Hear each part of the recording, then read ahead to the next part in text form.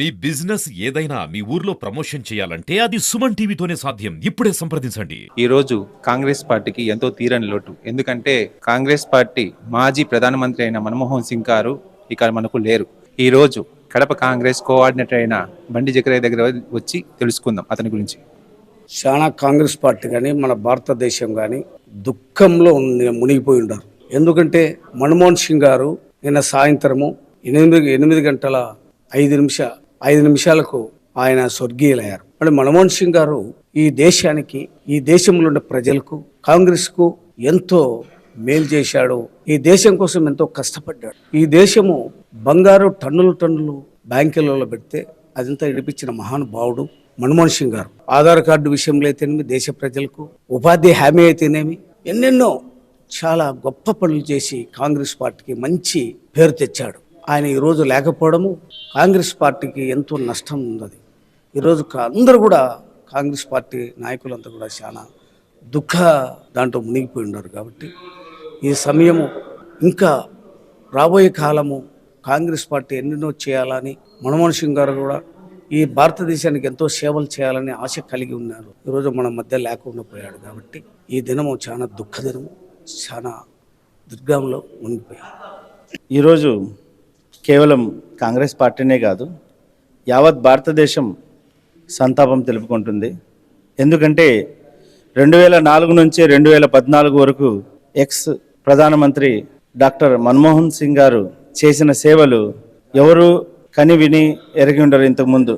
అటువంటి సేవలు రాబోయే కాలంలో కూడా పాటిస్తూ ఈ బీజేపీ గవర్నమెంట్ కూడా దాంట్లో కొంతవరకు పాటిస్తుంది. కాబట్టి ఇంతవరకు ఈ సేవలు నడుస్తూ ఉన్నాయి. ఆయన ప్రవేశపెట్టిన ఆధార్ కార్డు కానీ, ఆయన ప్రవేశపెట్టిన ఆర్టీ కానీ, ఆయన ప్రవేశపెట్టిన ఉపాధి హామీ కానీ, ఈ పథకాలు ఇంకా చాలా ఉన్నాయి. అవన్నీ ఉండడం వల్లనే మన దేశం ఆ రోజు జీడిపిలో కానీ ప్రతి విషయంలో యావత్ ప్రపంచము తలెత్తి చూసే విధంగా భారతదేశాన్ని చాలా ఎత్తుకు తీసుకెళ్ళినారు. అదే ఆలోచనలతో అంతకంటే గొప్పగా యువత, మన అందరి అధినేత రాహుల్ గాంధీ గారు కూడా ఈరోజు అటువంటి అద్భుతమైన పాలన అందించేదానికి రేయనగా పగలనగా కష్టపడుతూ ముందుకు వస్తున్నారు. అటువంటి అభివృద్ధి మనం చూడాలంటే మెరుగైన అభివృద్ధి కేవలం అది మన నాయకుడు రాహుల్ గాంధీ హయాంలోనే పాసిబుల్ అని అందరూ నమ్ముతున్నారు. సో రాబోయే కాలంలో ఆ ప్రగతి కోసం మేమందరం వెయిట్ చేస్తున్నాము. ఏదైతే మా మన్మోహన్ సింగ్ గారు తుది శ్వాస నిన్న ఎయిమ్స్లో విడిచినారు ఢిల్లీ, అది చాలా బాధాకరం. ఆ లోటును బహుశా రాబోయే కాలంలో అటువంటి లోటు మనం చూడలేమేమో. చాలా పెద్ద లోటు అది. కాంగ్రెస్ పార్టీకే కాదు, మొత్తం భారతదేశానికి ఆయన సేవలను భారతదేశమే కాదు యావత్ ప్రపంచము పొగిడి, ఆక్స్ఫర్డ్ యూనివర్సిటీ కానీ, కేంబ్రిడ్జ్ యూనివర్సిటీ కానీ వీళ్ళందరూ చాలా ప్రపంచ దేశాలు పిలిచి డాక్టరేట్ ఇవ్వడం జరిగింది మన్మోహన్ సింగ్ గారికి.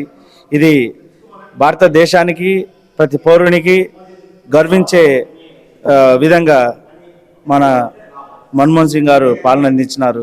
ఆర్బీఐ గవర్నర్గా పనిచేసినటువంటి మన్మోహన్ సింగ్ గారు దేశంలో అక్కడ జీడిపి రేట్ కానీ 10% తీసుకొని వచ్చి 2004 నుంచి 2014 వరకు ఎన్నో బృహత్తరమైన కార్యక్రమాలు చేసి దేశాన్ని మన ప్రపంచంలోనే 3వ స్థానంలో నిలబెట్టిన వ్యక్తిగా ఆయన్ను గుర్తు చేసుకోవచ్చు.